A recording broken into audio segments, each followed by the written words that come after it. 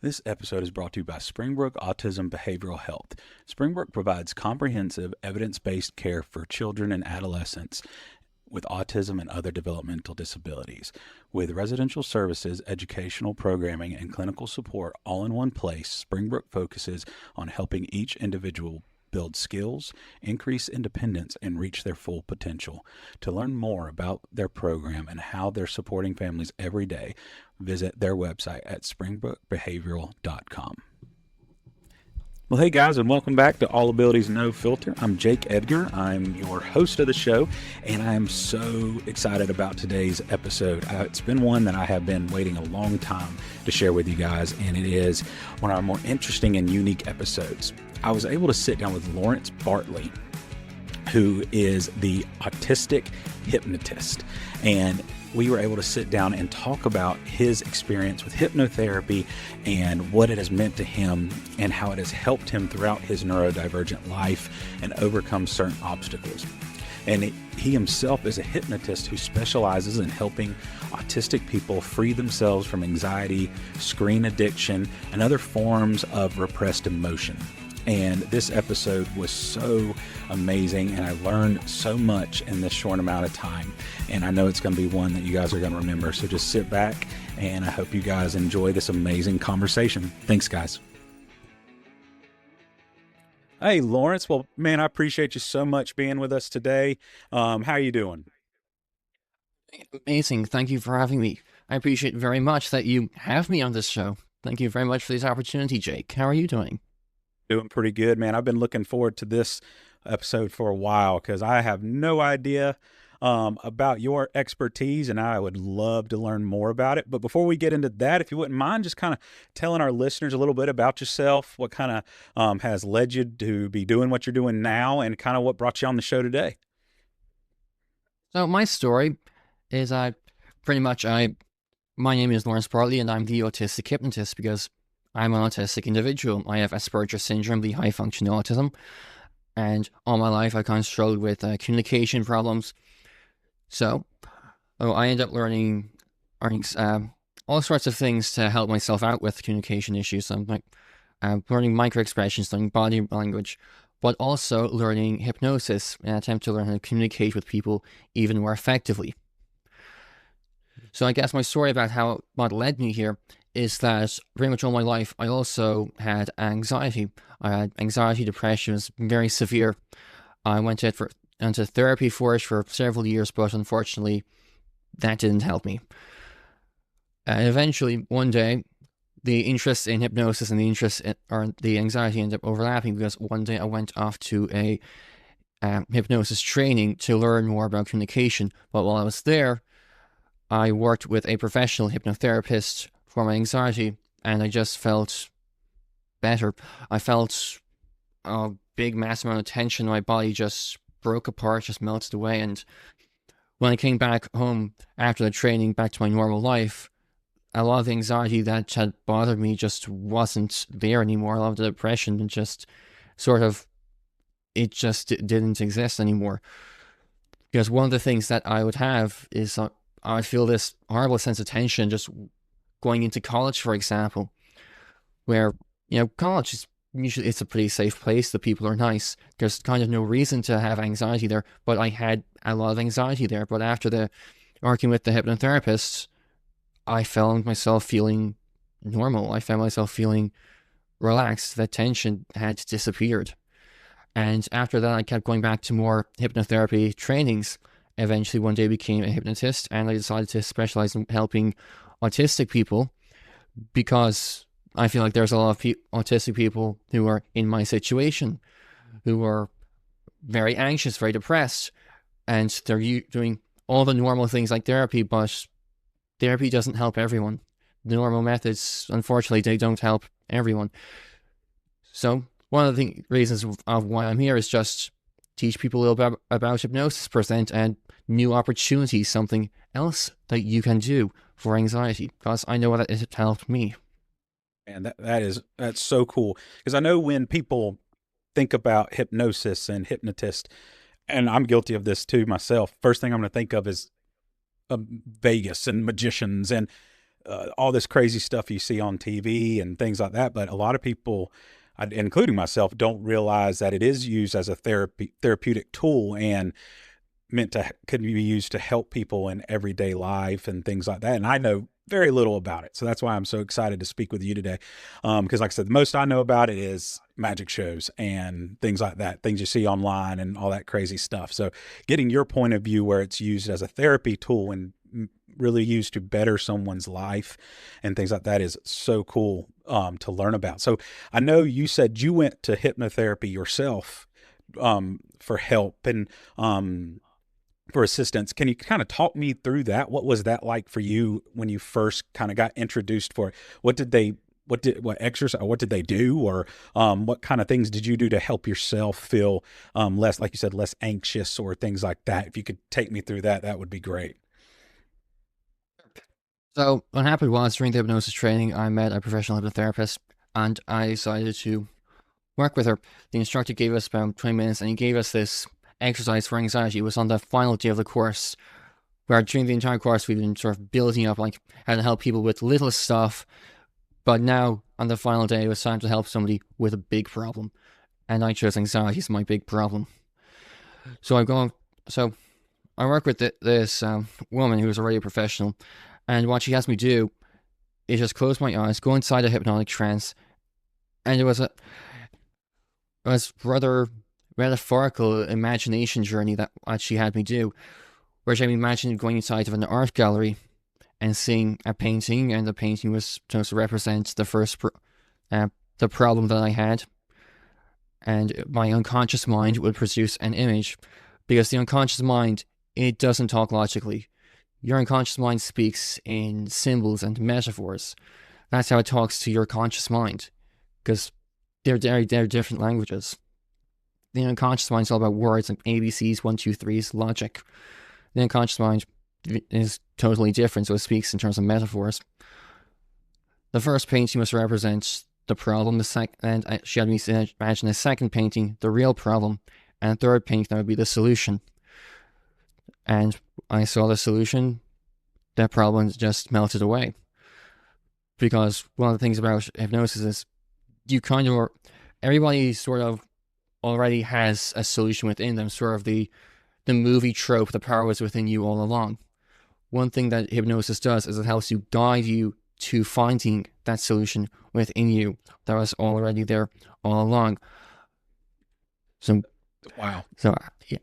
That's so cool. So it's almost like, and feel free to tell me if I'm completely wrong and talking about stuff I don't know, but it's almost, you're almost using it to like kind of, like you said, your conscious mind, where you're having to think so logically and so black and white. It really kind of opens the door for a lot of barriers, a lot of things you can't get around almost because of that logical thought. And you're kind of saying with your unconscious mind, you're almost able to navigate around those literal and such focused barriers, because you're able to, like you said, think metaphorically or think in a way that's not hindering you because of all those, like you said, those literal and just things you have to always consider and think about when you're, like you said, your conscious mind. Is that kind of what you're kind of describing? Because I know a lot of the times when we work with the people we work with, which are autistic individuals, they have such a hard time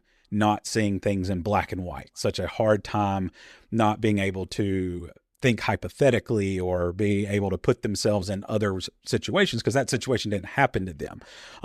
So do you think kind of hypnosis and hypnotherapy kind of assists individuals that have that blocks and those problems sometimes? So what I would say is that hypnotherapy, it does help people change software for problems like anxiety and depression.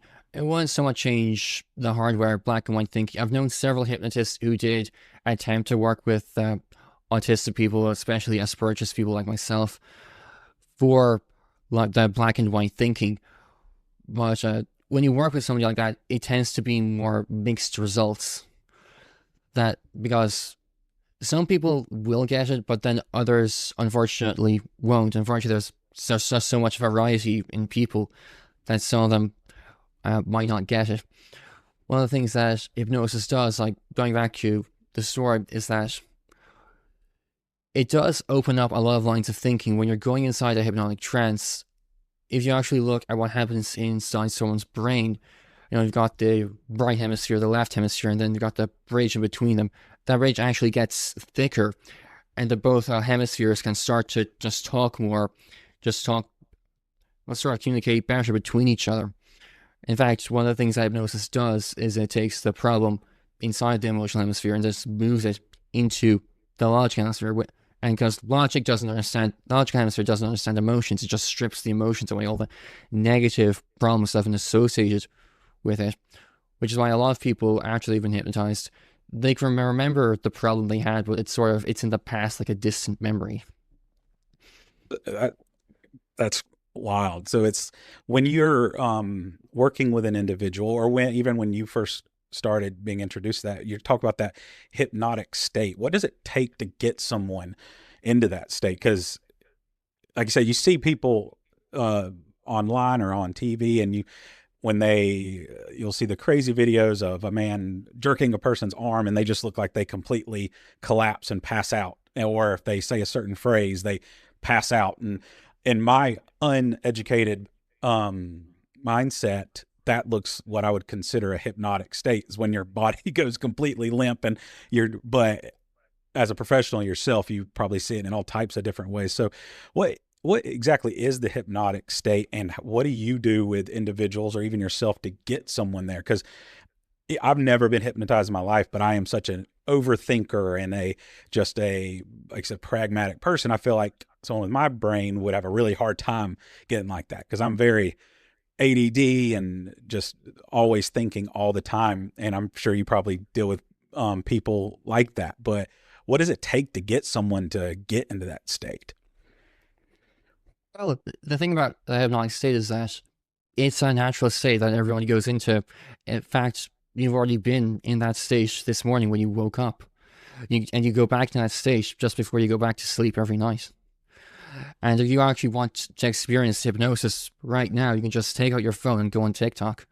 Because that is also another hypnotic state, is that it's that magnetic pull going into TikTok and just scrolling and scrolling and scrolling.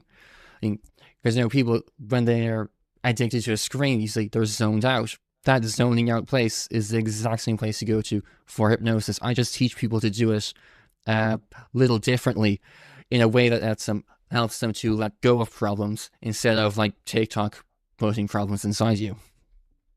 That's, man, I never thought of it like that. So it is like where I'll say, like, my wife loves to look at her phone and she likes to scroll and look at things, and you can tell in her face because she'll be scrolling, and then I'll tell her it's time to go somewhere, time for dinner, and she completely is shocked that it's that time, because she's been, like you said, she hit that state where time just kind of flies by because she's so zeroed in looking at things. But I also do that.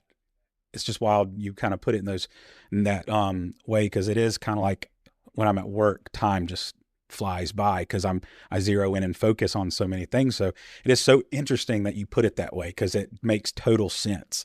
Because when it is wild. That is, I've never heard it put that way, and that's so cool.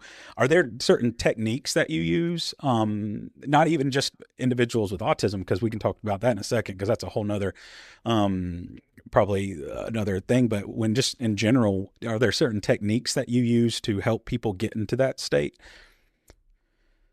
There's all sorts of different hypnosis inductions that people can use. But to be honest, the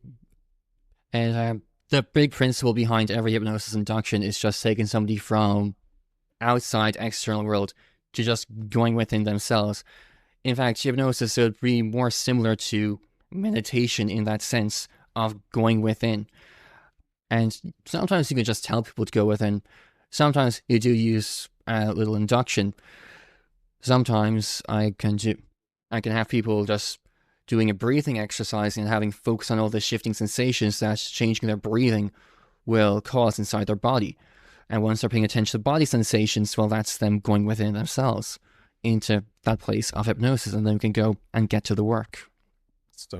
So is there similarities between like hypnosis and like meditation? Because I've actually tried, and sounds a lot like what you're kind of talking about, where they align your breathing and teaching you different breathing techniques to kind of almost block out all the noise around. So it kind of sounds somewhat similar strategic approaches there, which is really cool. Because like I said, all I've ever seen is like waving the clock in front of, or the watch in front of people's faces and telling them to watch that, or doing a little spinning thing, or telling them to think of certain phrases. So it's cool to hear someone kind of almost simplify it a little bit, because when you see it online or whatever, it almost looks like this mythical power type thing, which to a lot of people it is like that, because it's helping them so much. But it's cool to have you almost kind of simplify it to where it is you're just kind of being able to get to a state to where you're able to help yourself and block out around things around you. How long, or what is your experience? I know yourself being on the spectrum, but what is your experience with using this strategic way of thinking or hypnotherapy with individuals on the spectrum? Because I know a lot of our listeners have vast amounts of experience, and telling one person that's neurodivergent to be able to slow it down and focus and block things out and get to that state is probably very different than telling someone on the spectrum whose brains, they just work a little bit different, or there's different obstacles you have to face, if that's your experience. But so what is it like using this to assist people that are neurodivergent and on the spectrum? So I wouldn't really say you're blocking things out. I say more focused within, so that all the external things just don't bother you anymore. Sure. And when you're going into hypnosis, because one thing I've noticed with autistic people is one of the biggest problems they tend to have is that they're so analytical. And actually, a lot of hypnotists don't really like working with autistic people because they're so analytical. They question everything. Although, quite frankly, I find that to actually be one of the most helpful things in helping them go within, is because everybody can go within hypnosis. You've already been hypnotized by your phone. So it's just a matter of working with someone. When somebody comes to me and they're like really analytical, what I'll do is I just have them analyze all the feelings and all the sensations inside their body, and then I have them analyze that analysis, and then analyze the analysis of the analysis, until they're so busy focusing on the analysis that everything I'm saying can just go within slip past the conscious mind and into your unconscious mind to start helping them change at that unconscious level.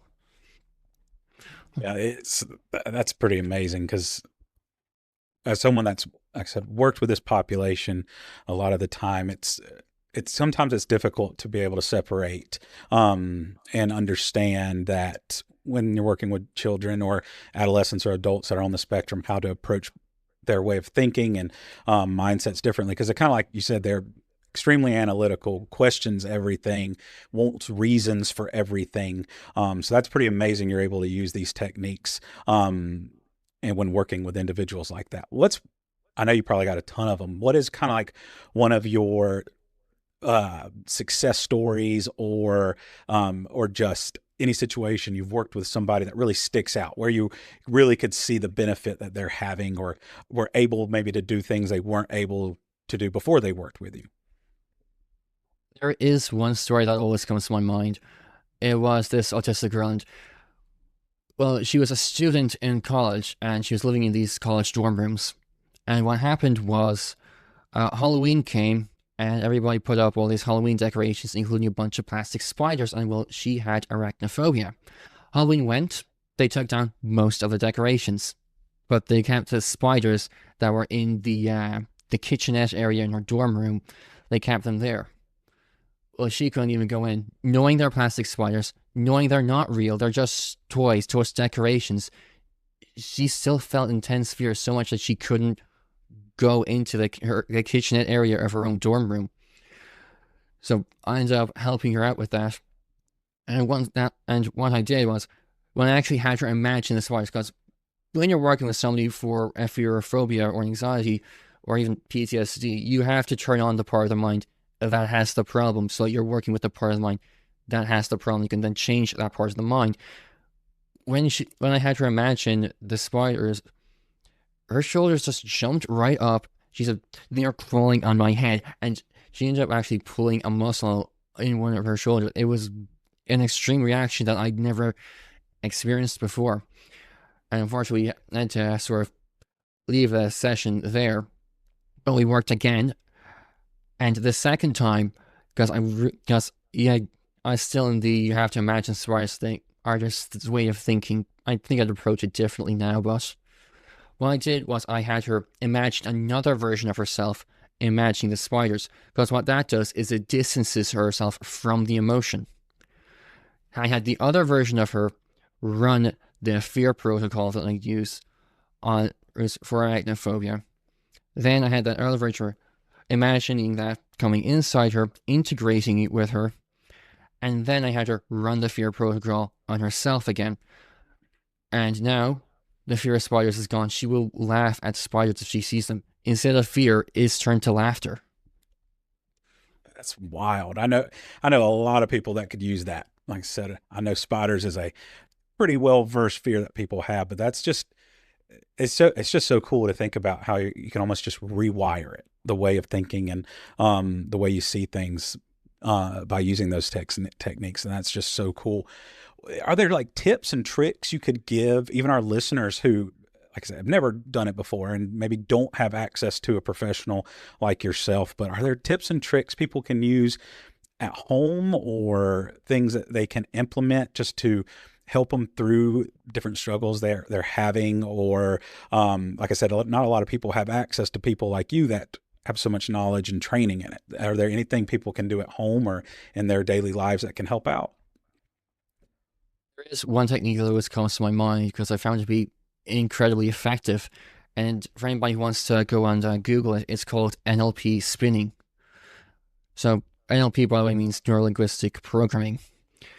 So basically what it is whenever you feel high stress, anxiety, fear, you point where you feel it in your body, because every emotion, there's a corresponding physical sensation in your body. So you point where you feel the emotion, that tension, that feeling of a fear, and you notice whatever direction is spinning, because the thing about emotions is they're always moving. Emotions are basically energy, and energy is always moving. So then you take that movement, and then you just spin it in the other direction, in whatever other direction it is, faster and faster. Because what that does is that it takes the fear, the passion that's going to the fear, and you end up breaking the passion by sending sort of like an equal but opposite force going in the other direction, and it brings the person to a stage of neutral. And that tends to be very effective at breaking fears and phobias and anxieties. And after that, one thing that people can also do, because once you take out a fear, there's now a void, and anything could fill that void. So one thing that's important to do is to put something of a powerful positive emotion inside that void instead. Something like to imagine a healing light coming inside you, a light of love or power or strength, some positive emotion that you want instead of that fear. Because it's important, because everybody wants to know, or everybody focuses on the fear that they don't want, but not a lot of people focus on what do you want to feel instead of that fear.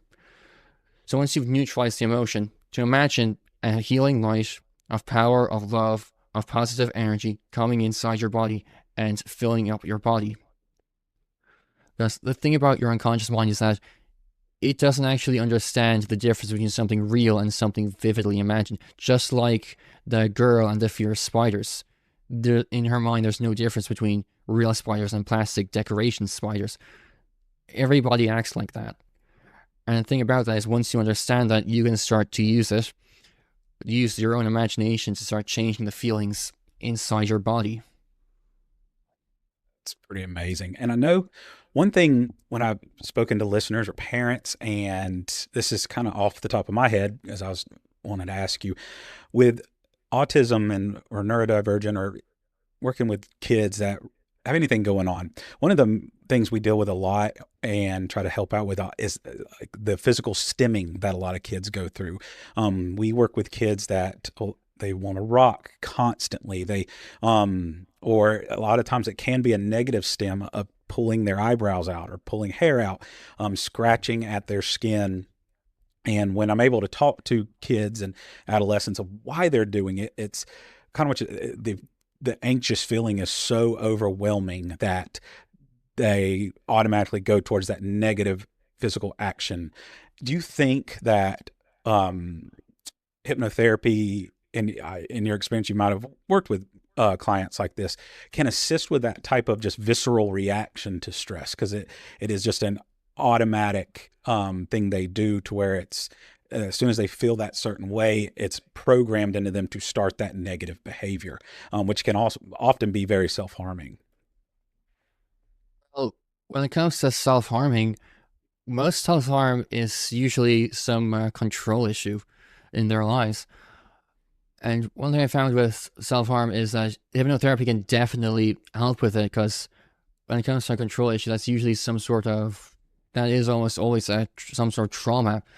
And hypnotherapy was built to help people with trauma. So I definitely believe that it can help people when the stimulus gets to a level of self-harming. Absolutely. And I think that's amazing, because with that kind of action behavior, it's often a struggle for us, and when we're working with clients like this, because it's not like they're just doing it for attention. They're doing it as a reaction to not getting what they want. It's a physical action that they're doing. So looking at them and telling them just to stop doing it it often leads to more problems than it cures. So I think what you're saying and approaching it from your way would be a much more healthy and beneficial way. And that's pretty amazing. Just to hear about all these techniques and the way that they can help people, Lawrence, is very cool and very interesting to hear about. And if you wouldn't mind, let our listeners know where they can find your information, if they want to get in contact with you, or if you have other information out or platforms. I know our listeners would love to hear about those. Sure. So if anybody wants to, they can follow me on the social media company X, formerly Twitter. The Autistic Hypnotist at Law_Bartley. And I also have a website, lawrencebartley.com, which is just my name.com. And I also have a daily newsletter, which people can join up to as well. I call it the Labyrinth newsletter. And for people who join, they also get a free hypnosis for sleep recording, because I think we all know the problems that lack of sleep causes with people. Absolutely. And listeners, all of Lawrence's information is also going to be on our website with links that you guys can go check out, because I know he's got a ton more information and a ton more knowledge that I think you guys could always benefit from. And please go check that out at our website. Well, Lawrence, I appreciate you so much being with us. This has been one of the cooler conversations I've had in a long time. Love learning about things I have no idea about. So you have been an amazing guest with amazing information, and we appreciate you so much. Thank you very much. It's very kind to hear that. It's wonderful talking to you, Jake. Thank you. So listeners, please check us out at allabilitiesnofilter.com, where you can find this episode and all of our other episodes and content from all of our guests, including Lawrence, with all his amazing information. Please go check that out, because we want to help you out. Also, don't forget to leave a comment and questions, and including future topics you guys would like us to discuss and have conversations on. But until then, guys, we appreciate you being with us so much, and we can't wait to get around the table again for our next unfiltered conversation. Thanks, guys.